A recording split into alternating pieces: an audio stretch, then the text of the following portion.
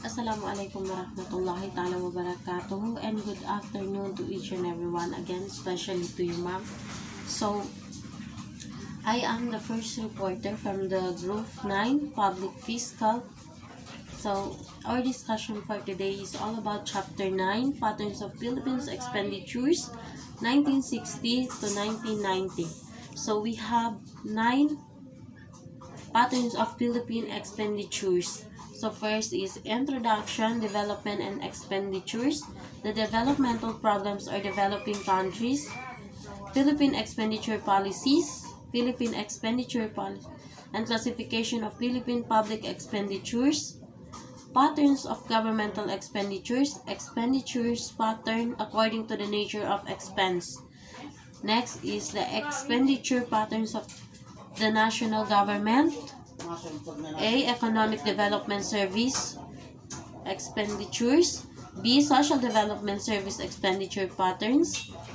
C. General Government expenditure patterns. And 8. International comparisons. And number 9, the summary. So first is introduction. So the expenditure system is the government fiscal arm in producing, allocating, and distributing social goods and services. Studies on the impact of government expenditures show relative strong influence on production, consumption, trade, and price, among others. That is, the expenditure activities of the government have certainly a protein influence on which track the economy should follow. Properly managed public expenditures cannot contribute much to economic growth through increasing income levels and generating additional employment. In developing countries, expenditures policies are designed and executed according to the development objectives and strategies. As well-formulated set of expenditure policies, firmly implemented, could serve as a solution to cold developmental problems which throttle the development process.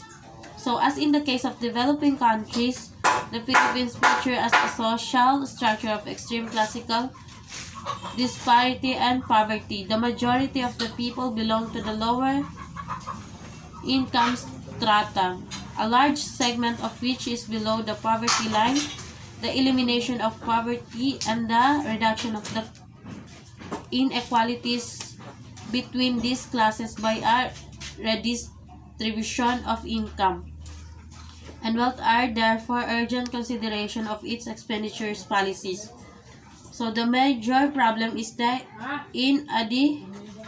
inadequacy of revenue due to low revenue performance and low tax capacity of the economy.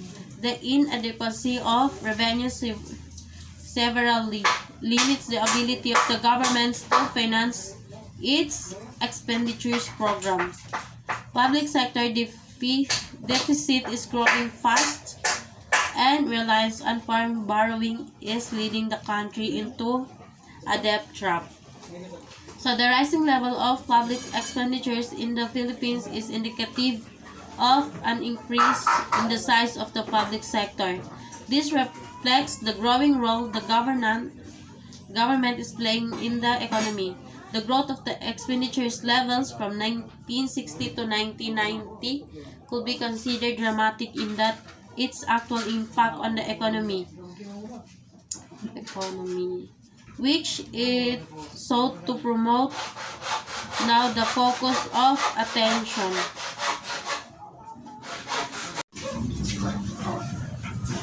More interestingly, this expenditure growth, which was justified by the expanded functions of the government as a consequence of its development thrust, has not been accompanied by a corresponding growth in revenues.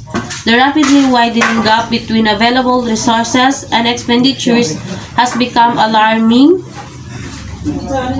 since it is difficult for the country to continuously rely on borrowing to finance its deficit.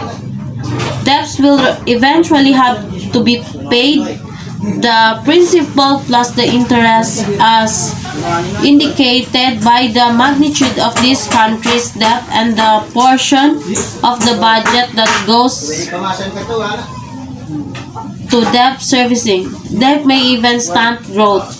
The patterns of expenditures before, during, and after the Marcos Remini in terms of their compositions, sectoral or functional distribution, magnitude, and effects are worth looking into. Thus, this paper attempts to review and analyze the patterns of expenditures from 1960 to 1990 in terms of the level and growth, the value of such growth in real terms, the composition of expenditures according to sectoral emphasis, the reasons and conditions behind the patterns, and the implication of such trends and patterns. This study employs actual expenditure measure because it is the only measure providing comparable data on total public spend by governmental levels and by categories of functional areas. Any disparity between and among the expenditure items and totals may be due to the differences in the sources of the data and mode of data classification. What matters is that the trends is expenditure growth and patterns are captured. So number 2 is the developmental problems of developing countries.